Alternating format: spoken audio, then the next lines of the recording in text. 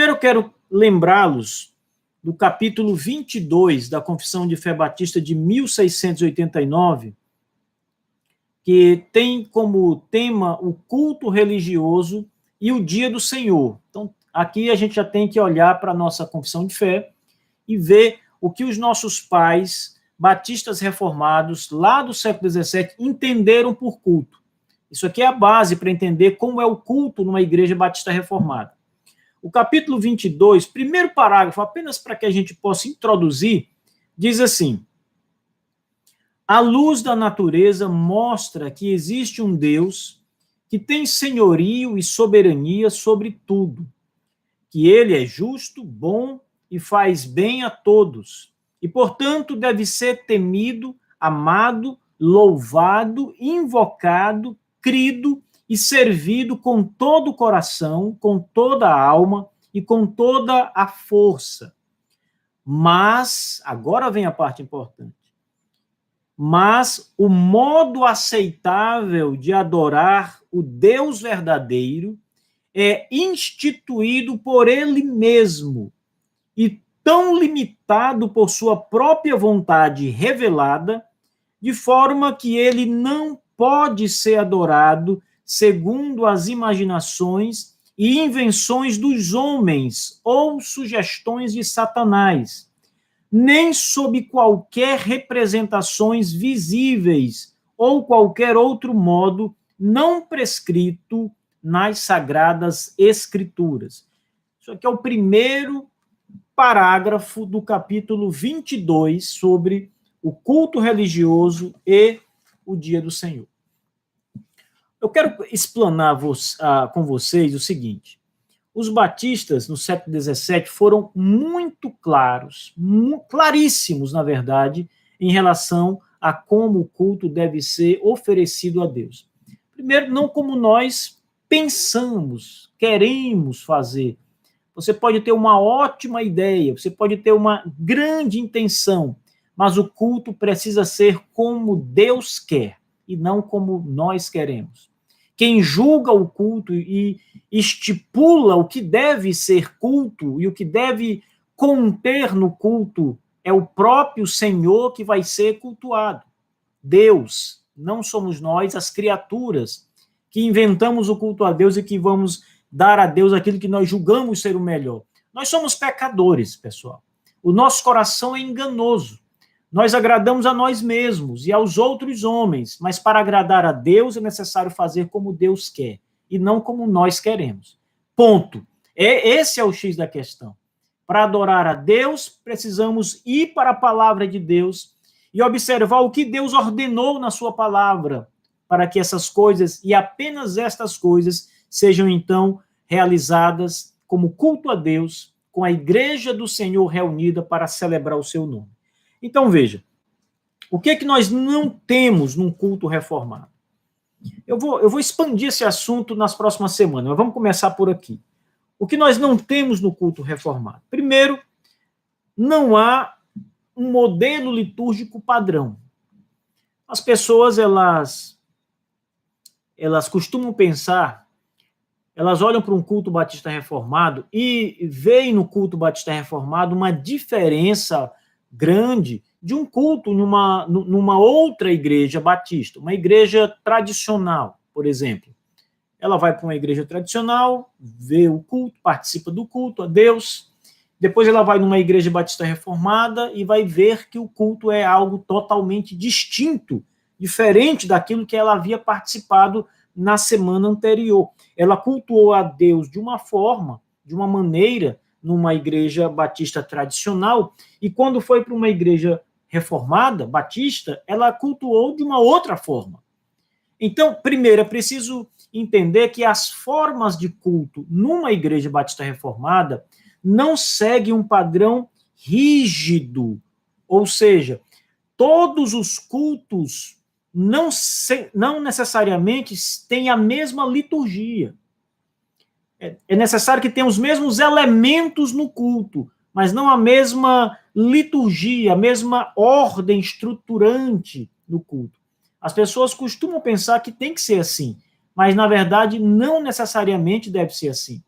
Às vezes, uma igreja mantém o mesmo modelo litúrgico padrão por fins meramente práticos, por fins pedagógicos, né? Para que a pessoa aprenda a adorar a Deus, o que deve, o que não deve ser colocado dentro de um culto a Deus, de uma adoração solene a Deus. Mas a estrutura ela pode variar.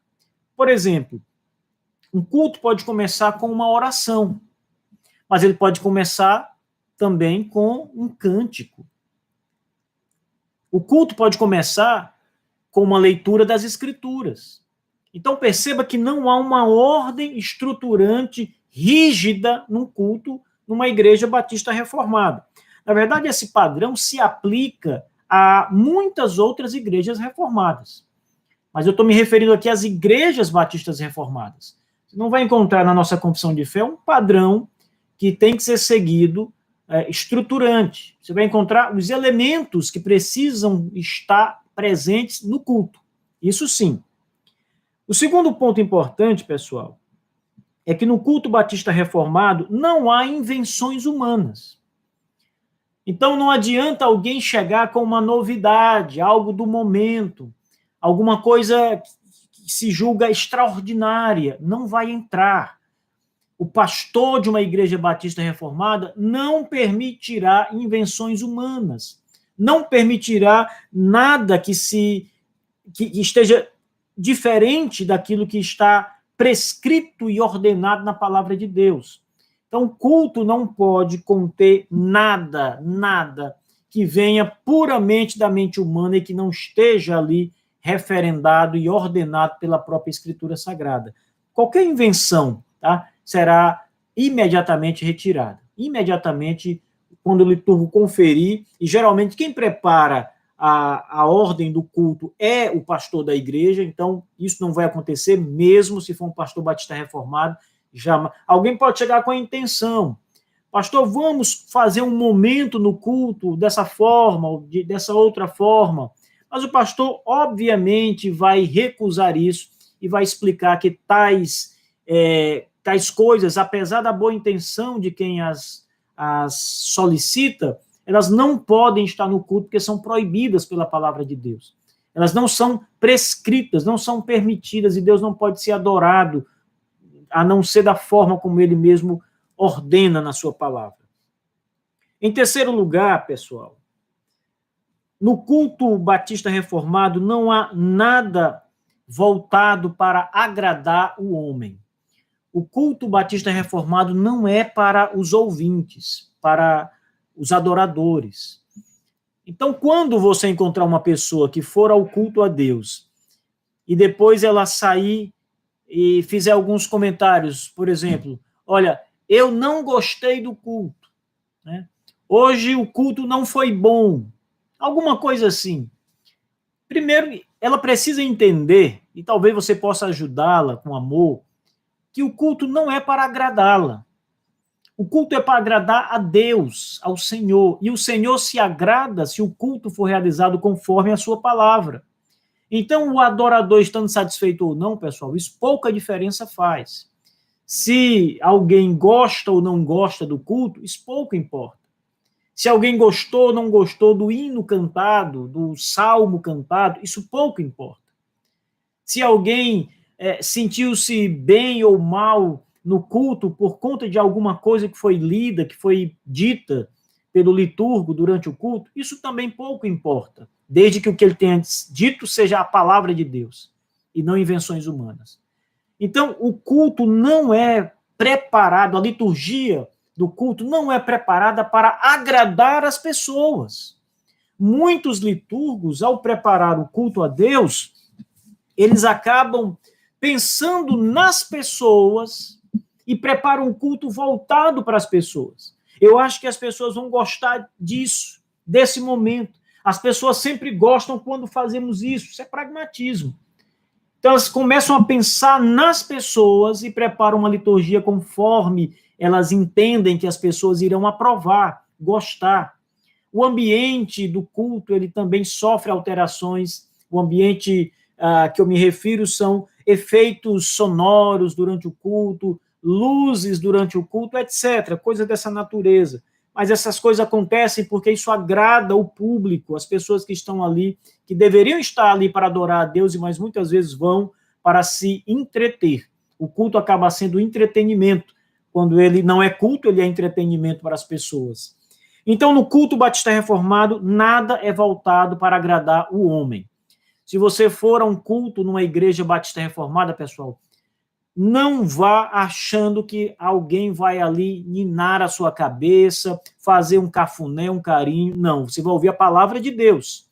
Você vai ouvir e você vai adorar conforme as escrituras sagradas. Esse é o padrão nas igrejas batistas reformadas.